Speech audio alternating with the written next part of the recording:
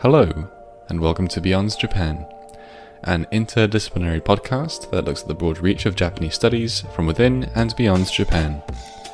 This podcast is brought to you by the Center for Japanese Studies at the Sainsbury Institute for the Study of Japanese Arts and Cultures, in collaboration with the University of East Anglia.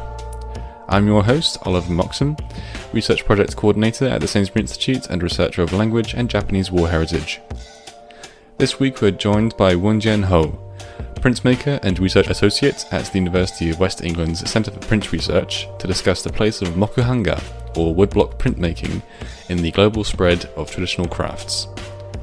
Wuon-Gean Ho walks us through her path to Mokuhanga, her experience learning from a master printmaker in Japan, and how learning these traditional methods have shaped her growth as an artist.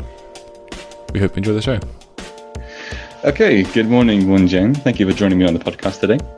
Nice to meet you, Oliver. It's fantastic to be here. So first off, we'd like to know a bit more about you. Can you tell us about your area of expertise and how your interests have brought you there? Okay, my name is Wuon-Gean, and I'm a printmaker, and that means I'm an artist that uses print in my artistic output, but I'm also a research associate at the Centre for Fine Print Research in the University of West of England in Bristol. So I edit an academic journal, and I'm doing a PhD on printmaking and the mechanisms of touch when you make prints. So three-pronged kind of print-related lifestyle, as it were, work style. Mm-hmm. So on your website, you have a blog entitled Diary of a Printmaker with an impressive array of your lino-cut works. However, you present yourself as a multimedia artist who has worked with animation, drawing, and photography. How did you become a printmaker rather than an animator or a photographer? Was that something apparent from the beginning of your artistic career? Okay, I actually probably did come to art through print because I grew up in Oxford, which is quite close to an art fair called Art in Action. And it was a 4-day event in tents in a field. And you could learn artistic techniques in really short bite-sized lessons for children. And I think I was about 11 when I did a lino cut class. My very first print was a picture of a cat on a roof. And I remember being really thrilled that when I pulled the paper back, I could see this image that I could make more of. So printmaking for me became a real passion and something I would do in my spare time. And for me, it's a kind of like, it's a way of making an image which asks the question, what happens next? So you kind of make a print and then you can easily modify the matrix and make another print that's slightly different. Or you can make a print and then you can think to yourself, well, what happens around the corner? What's on the other side of this image? And when you work in series like that, it naturally falls into book arts and animation, and by extension into film. So at heart, I'm a storyteller and I really love narrative, and I think printmaking sort of does that naturally. So your printing style is derived from Mokuhanga, Japanese water-based woodblock printing. Could you explain for our listeners how this is distinct from other woodblock printing techniques and how you came to adopt this style? Okay, I have to give you a bit of life history here because I grew up in a family where my dad was a vet and my mom was a nurse, and I'm the oldest daughter. So they were very, very keen for me to take over the family business. So I mentioned to you I loved print when I was a child, but they were keen for me to at least study something that had a kind of profession at university. So I went to university and trained as a vet and made prints in my spare time. And halfway through the course, I thought, I can't do this this profession. It's too difficult. It's too different from my natural passion. And so I took a year out and I ended up in Japan teaching English on the JET program. And this was my first introduction to living in Japan and the tools and materials that they had in the stationery shop that you could use to make nengajo or New Year cards. So I remember taking home some pieces of Japanese vinyl and little blocks of wood and buying a little set of carving tools and making prints in my living room in the house where I was staying in Kagoshima. So this was my first introduction to printmaking from a Japanese perspective. And in my final year of college and vet school, I thought, well, there is this incredible opportunity to apply for a Japanese government scholarship, the Monbu Kagakusho Scholarship. So I applied with my portfolio, and I was incredibly lucky to be awarded this scholarship to go and study in a university in Japan and to study Mokuhanga, which is Japanese woodblock printmaking over there. So it's a bit of a funny story because it's not really very straightforward. So I ended up going to Osaka Kyoiku Daigaku, which is Osaka Educational University. Mm-hmm. And it wasn't my first choice university, but due to the kind of sudden economic recession, I ended up there. And actually, nobody really knew how to do Mokuhanga, Japanese woodblock printmaking, in the college where I was. So I ended up joining the swim team and taking photos and making rings. And I tell you about the swim team because I think that taught me more, potentially, about how to make than any other experience that has happened in my life. So basically, I'm not a brilliant swimmer, but I love swimming. And the only way to swim in the university pool was to join the team. And I found myself in a group of very talented young people who were, at the time, the best team in the university championships. And we would train 2 hours a day. And in the summer, we had camp, so we trained for 4 hours a day, like 2 hours in the morning and 2 hours at night. And I realized that I was never going to be very good. I was always the slowest. So get to the end of the lane and everybody would go, hoi, and then we'd go off and swim again. And they would finish their drills and then they'd wait for me to catch up. And the minute I got to the end, they'd set off again. So I was permanently the worst person, which was really embarrassing situation, but made me think, why do we do anything in life at all? I mean, do we do things because we're brilliant at them? Or do we do them because they are an interesting thing to do? Or do we think that even if you have no positive feedback, just the act of doing something is enough in and of itself? I think that's a kind of contrast between being goal-oriented and being practice-based, somebody who's quite interested in doing something for its own sake. And I learned that I was never going to be the best, but that it was enough for me to be on the journey. So that's what happened. I was part of the swim team. I told them I wouldn't compete because I would bring their scores down, but they did win the All Japan contest that year.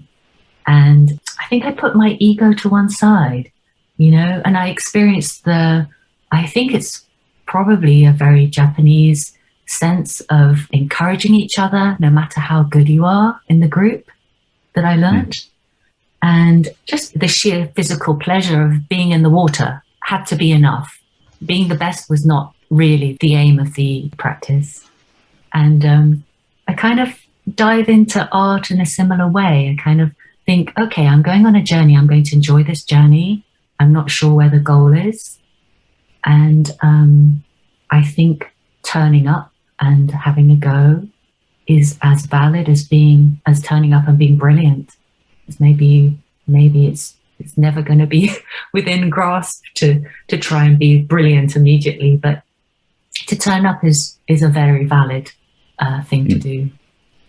So yeah, I think it sounds surprisingly similar to academia. I think that many academics suffer from impostor syndrome and this pressure to be the most prolific writer of articles or at the cutting edge of research, but you have to check yourself and say that, well, I'm contributing, I'm doing something that I love, and that needs to be enough, Well, then you become more authentic because, in a way, if you're always trying to focus on the end result, it can hamper your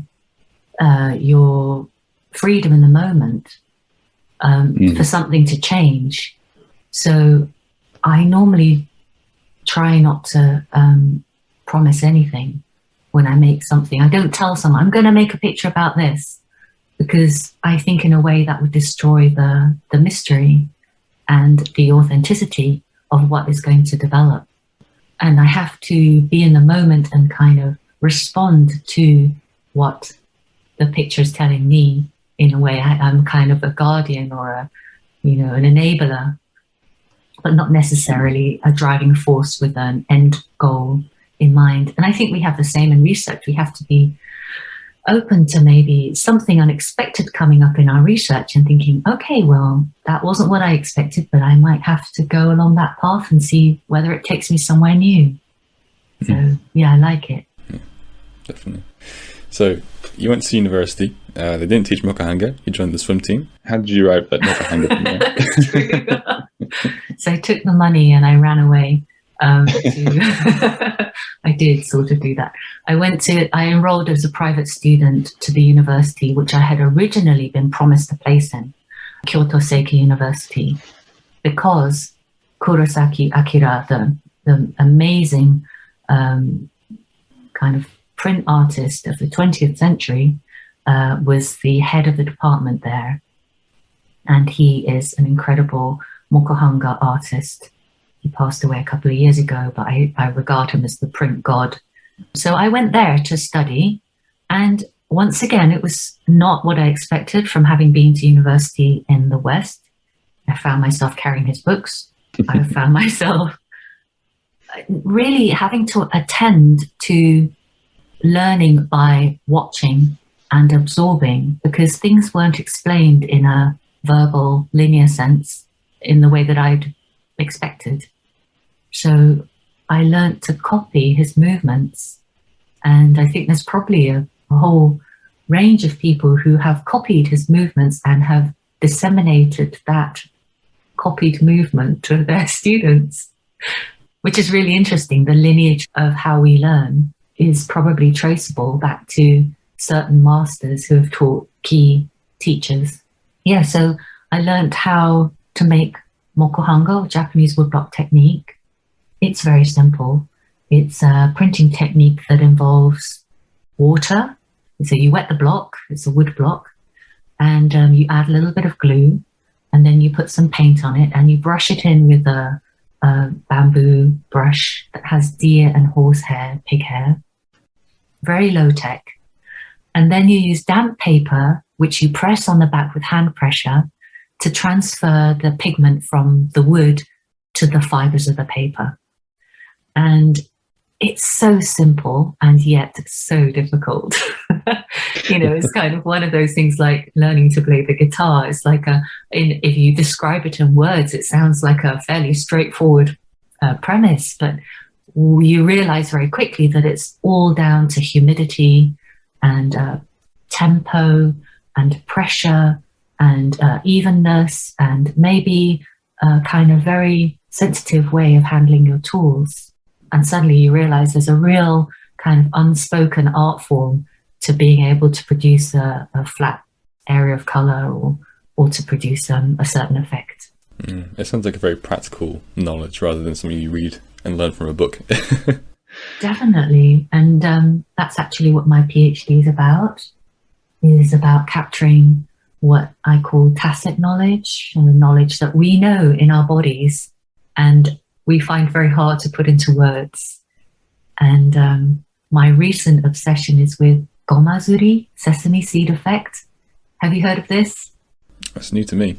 So sesame seed effect is this really beautiful effect that happens with Japanese woodblock. And it happens when you don't have that much glue and you have quite a lot of water in your mix. And it often happens at the beginning of the printing session when you first made your block and you just started printing. And it happens a lot with beginners as well. And what happens is the color just splits into little islands of intense color and then less color. So they look like a field of sesame seed grains that have been flung over the surface of the paper. And almost every textbook that I read says, well, you just need to practice and you'll soon be able to master this elusive technique. Or don't worry about this flaw, you'll get better soon. So it's a very kind of like kind, expression of, like kind of making people, encouraging people to try a little harder, and don't worry, it'll go away when you know how to print, when you figure out how your body works and how all the materials work, you'll know how to get rid of this unwanted effect.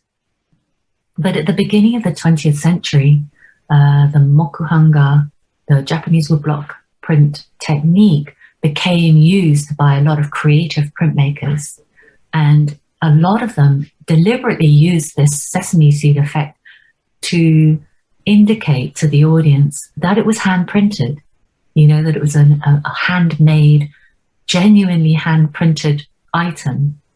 And it has this really wonderful kind of 1920s vibe about it. It's got this very lovely vibrating field of color.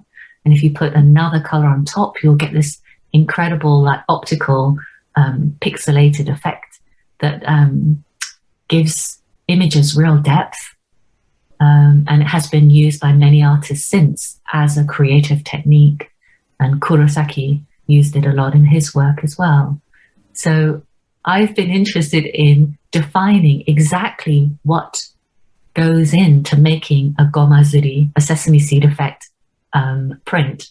Exactly how much water do you need? How much glue do you need? How much pressure do you need? And can we reproduce it? And how can we quantify it?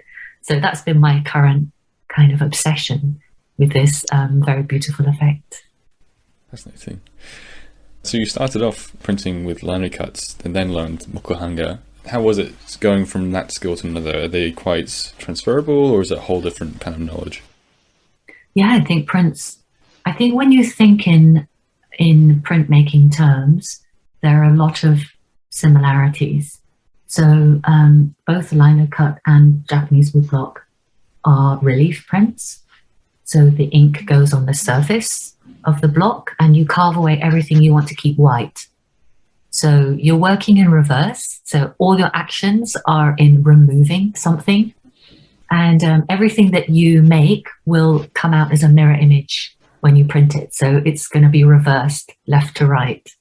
So you have this kind of back to front way of thinking and approaching your image, which becomes, it's very transferable. You can use your lino skills for your Japanese woodblock skills and vice versa. Definitely. So can you tell us a bit more about your fellow Mokuhanga students and what their motivations were for attending? Right, in the class. Well, at Kyoto Seika University, which is a great liberal arts college in the north of Kyoto, they had a really strong set of studies for ancient crafts like papermaking and mokuhanga, as well as the more contemporary printmaking techniques like lithography and etching and so on. So a lot of the students would come in as a print major and they would do all the different techniques, and then they'd slowly specialize to mokuhanga or Japanese woodblock. I don't know about their motivations, but for sure there's this incredible range of effects that you can get with woodblock that is impossible in other techniques such as screen print. For example, the color sits inside the fibers of the paper. So there's this really beautiful glow to the image because the color is deep in a way. There's a real tactility to the print. A lot of people printed flat color and then speckled color on top. So you had this real depth as well, this kind of varying levels of register as to where the image sat. And there are a few people who were experimental printmakers. For example, this incredible artist from China, who everybody called by his Japanese version of his Chinese name, Chang Ke. And he used to print on unsized paper. So if you print on paper that doesn't have size on it, the pigment will bleed. So it's like printing on toilet paper. Like you get this incredible like wicking of your pigment away from where you printed. So you'd print this very loose image And then he would take some size, which is called dosa, which is like rabbit skin glue or ox tendon glue, and paint it on the surface of the paper and then print again. So he had this really beautiful range of marks, some of which were very misty and loose and soft, because he was printing as if the paper couldn't hold the image where it was placed. And then he would contrast that with a very crisp image on top. So his work was really inspiring. I think everyone was playing with material and pigment and trying to learn this technique that's very, very physical. That's fascinating. I'm sort of curious about how these traditional techniques are taught, because Japan is a nation that is very interested in preserving its cultural heritage, and that includes living national treasures, making sure that traditional crafts continue as they have done for generations. And so to hear that there's all this experimentation going on with Mokuhanga is a bit surprising, I guess, for me. Yeah, you're right. But I really wonder, because I think Kurosaki bridged old and new techniques with incredible skill. He was fascinated with using or finding a way of making a photographic woodblock print. And when I was there, I remember they used to screen print glue onto the surface of the block and then put the block inside a sandblasting machine and sandblast the block down. It took hours, but you'd have your gloves on and your mask on, really noisy. And then take the block out, remove the PVA glue, and then print it as a water-based print. And a couple of my fellow students, I think Kawabata Chie, she made some beautiful work, I remember, using that technique. It's kind of like, how can we use an old technique in a way that also resounds with the contemporary artist, the person who has a cell phone and the person who loves photography? You know, how can we use that? I think we talked earlier about heritage and using culture after the war to think about, you know, your core belief systems. And I think there is a big movement of what they call Shinhanga, new print Mokuhanga artists who make images in the traditional Ukiyo-e style of printing.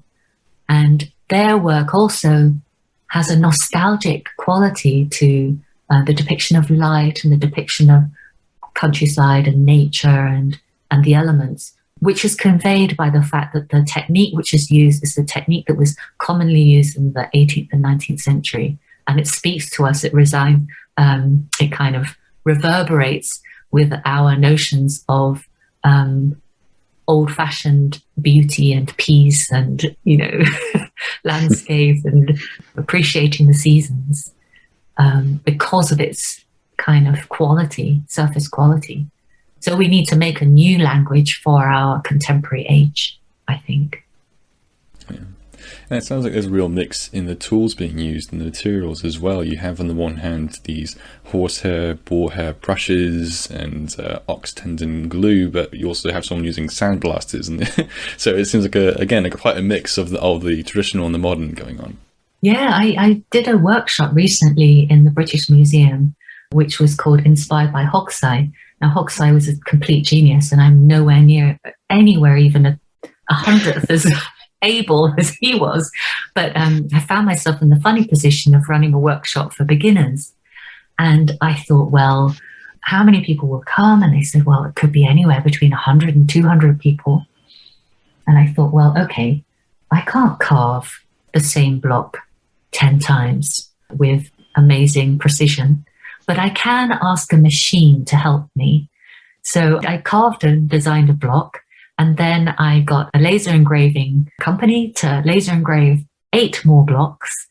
And while it wasn't perfect, the sensation of printing from a block that a machine had carved was probably as fun as printing from a block that had been hand carved. You know, it made it really accessible to the audience. And I think they had a lot of fun because you could actually feel and smell and touch and hear and kind of really get inky and get involved in the printing process. So yeah, for sure, technology is helping us as much as old style tools. Yeah, sounds like a lot of fun. I wish I could have been there. Well, I'll happily bring it up to Norwich and you can have a go. It's a portable workshop now because it fits in a suitcase. Well, yeah, please do come down sometime. Yeah. So just to go back to the students in your class when you were learning Mokuhanga, were there many Japanese there? Because it sounds like there's quite a mix of Japanese students and overseas students. Yeah, there were about 10 Japanese students and about 4 overseas students. And I remember my best friends weren't necessarily woodblock printmaking friends. So it's kind of funny, like we don't think if you're doing this discipline that you're going to be best friends with somebody else who's doing the same discipline. I was actually very stressed when I was there because I wanted to consume and be really good at something that isn't very easy to be good at immediately. So you end up really focusing on your journey and not looking outwards to other people. Yeah. I had a similar experience when I was studying in Kyoto for my year abroad, and I joined the Kendo club.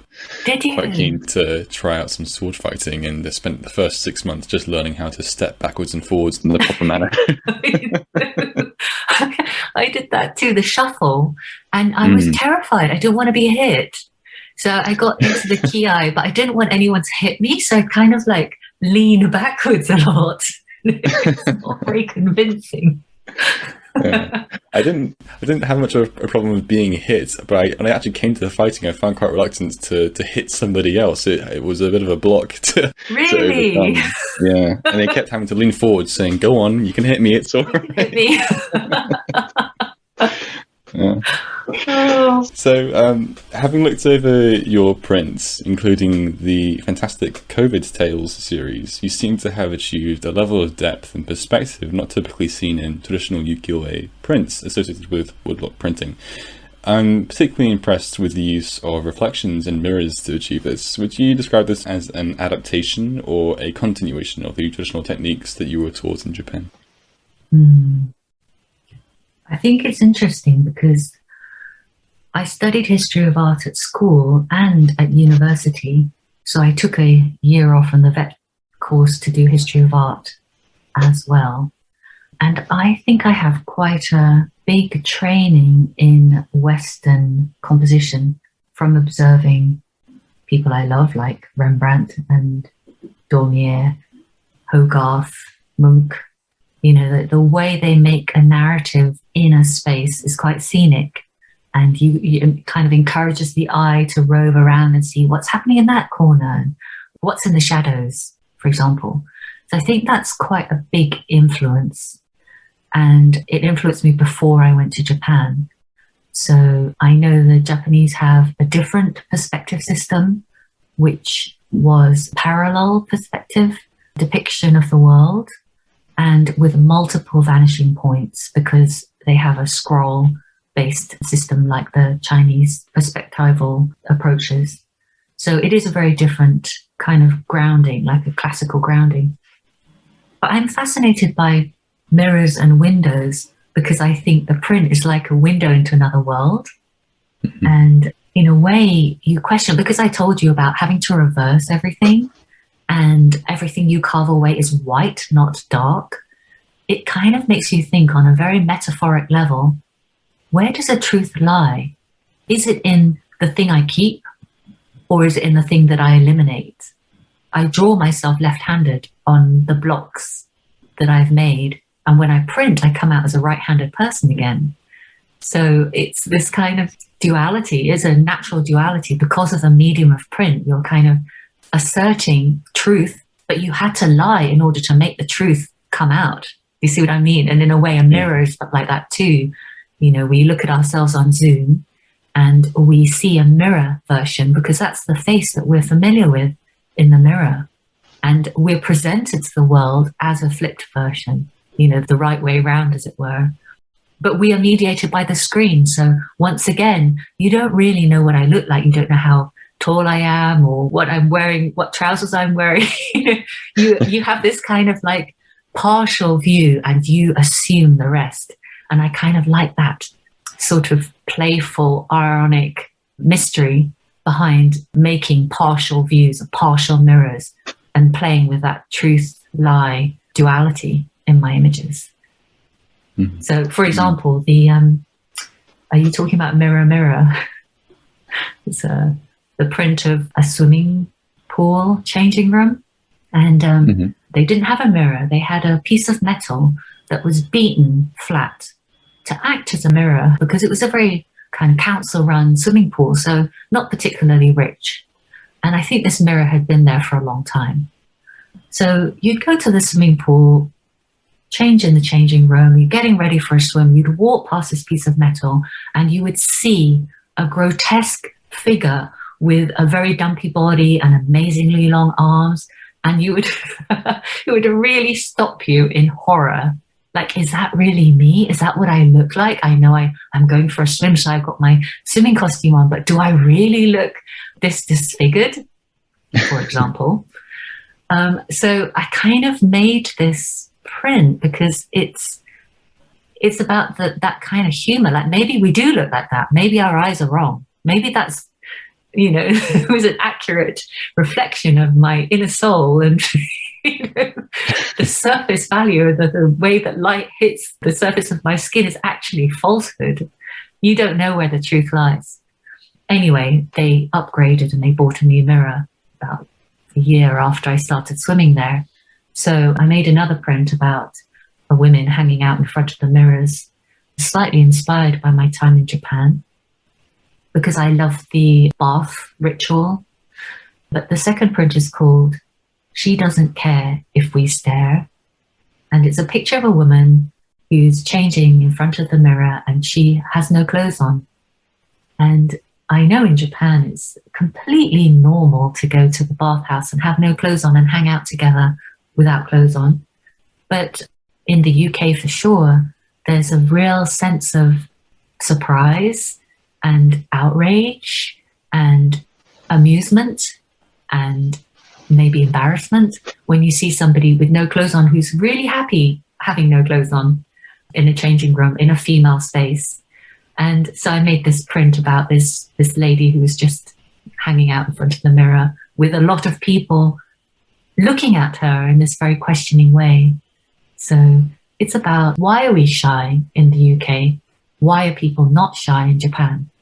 Maybe that has been the one kind of thing I've taken back from Japan that's made its way into a print. But yeah, why do we have these different approaches? Just to go back to the Zoom perspective, something I found quite amusing. I've been networking with people through Zoom over the last couple of years, particularly through the podcast, meeting a lot of academics that way. And when I've met people in person, they're quite shocked to see that I'm a fairly tall person, yes. Which doesn't come across much just head and shoulders, but also I guess it means that I don't sound like a tall person. Like, is there a way to sound like a tall person? I'm not quite sure. But yeah, it's definitely makes you think a lot about how much your physical appearance is different from your online appearance, I suppose. Yeah. It's not just that, isn't it? It's the quality of our voices and the fact that we still have a very acute sense of smell, even though it's not as good as dogs. And we probably respond to each other's pheromones and body heat and microbiome and chemicals. I always think we probably exchange bacteria when we hang out within a meter of each other. And those things probably affect how we feel about each other. And they're very hard to replicate on the screen. Although we're getting used to it, I think we're getting better at it. Like, our tolerance level has increased, and in a way it's become like a window instead of an alien communication tool. So, yeah. Yeah, definitely. So I understand you're connected to a worldwide network of printmakers. How widespread is Mokuhanga, and how should this international spread of the practice challenge our understanding of it as a traditional Japanese art style? Okay, I'm on the edges of the Mokuhanga world because although I studied it in Japan 15 years ago, I mainly make lino cuts and have just come back to it with my PhD. But I recently attended this international conference and there are about 100 people there from all over the world. It actually ran through the time zones. So it ran for 48 hours without a break. Wow. So it started in Japan, and then it moved to Europe, and then it would end up in North America and go round again and again. So you just had to sleep and miss one time zone in order to retain some sense of sanity. But it's definitely global. There was a really beautiful talk on Mokuhanga in, I think, Argentina. I'd have to look that up, where somebody had said that it was a really great technique, but she was a pioneer in bringing it to schools. I think the appeal of the technique is that it's quite low tech. So you can adapt it. You can use Western printmaking papers. You can use toothbrushes at a pinch. It would be terribly difficult, but you can use a toothbrush or a hairbrush or a shoe brush to print from. You can use watercolor paints, and you can use wallpaper paste instead of traditional Japanese rice paste. So the principle of the technique is portable and possible in a domestic sphere. And you'll see a lot of artists from all over the world trying to make new approaches to printing discs. There's a wonderful lady in Australia called Rosalind Keane who's made these ball-bearing baren, so ball-bearing handheld printing discs that she sells across the world. But they're like a handmade thing, like a solution to something, because the traditional object is hard to get. So yeah, in a way, it's a principle as much as a museum-style preserved craft heritage. It's a living expression, living artistic expression. I don't know how to say it properly, but something like that. It's kind of adapting to... Organic. Organic, yeah. It's organically evolving. And I had a lot of fun because I've been using fruit scale to weigh my hand movements to figure out how much pressure I put on the back of the block. Or using syringes to measure the amount of glue that I put on the block to see how much do we really put when we put an amount that feels right. So yeah, it's a kind of ever-adapting technique. It would be a little bit like a recipe for a stew and you're using new ingredients. It seems to me like the shared root of the heritage and the art form is the traditional technique, but then they branch off where heritage tends to focus on preserving the original technique, whereas the active artists like yourself are inspired by it and then go on to adapt it to suit your own expressions. Definitely. Yeah, I think that's a good, and that's a test of a vibrant living language, isn't it? When new words crop up, new expressions, it shows you it's being used and it's being practically adapted for convenience as well. So I like it. Yeah. Excellent. Well, thank you for answering all of my questions, Wuon-Gean. Before we finish the episode, could you share with us any other projects that you're currently working on? Well, the Diary of a Printmaker prints that I made are going to be in a show in Hong Kong next year as an entirety, and I've made about 170 of them, so it would be nice to see them all in one place. And the V&A just released a film of me printing, so if you want to see me in my space making lino cuts and printing at home and in East London printmakers, you can watch that video on YouTube. And I'm part of this conference called the Impact Printmaking Conference, which we run at the Centre for Print Research in Bristol. It's happening in September, and I have a panel paper called Meet Me at the Edge of Infinity, and it's all about how printmaking allows you to lay down color blends and gradients. One of the traditional words is bokashi, which is the word for a gradient. And I love the way that it's an expression of atmosphere and color and shadow and mystery. So I'm going to do a paper there in September this year, to which you are very welcome. So a few things. Yeah. Great. And if our listeners want to try out one of your workshops, when can they find out more information about that? So I sometimes teach at East London Printmakers in London, and I'm giving a workshop in Ditchling Museum of Art and Craft, I think, near Brighton, sometime in June. Do you know Frank Brangwyn and Urushibara? I haven't heard of them before. So Brangwyn was a Walthamstow artist, and Urushibara was a Japanese artist who came over and lived in England for about a dozen years. And he collaborated with Brangwyn and they made beautiful prints, really beautiful prints. And so they're having a big show from April, I think, and they've asked me to teach a workshop there. But maybe we should make a date for a workshop in Norwich, and I'll come up with my suitcase of blocks. we can do a crash course in printing and then try carving and making your own image. I think it would be fun. That'd be fantastic. I will get the ball rolling there. Yeah. Brilliant. Well, thank you for joining me today, Wuon-Gean. It's been a real pleasure. Thank you for having me. It's been a pleasure too. You can find a link to Wuon-Gean's website in the description below. Don't forget to subscribe on japaninnorwich.org or on your preferred podcast provider for updates on new episodes. Join us for our next episode with Dr. Viviana Andrescu, where we discuss public opinion on capital punishment in Japan. We hope you'll join us then. Thank you for listening.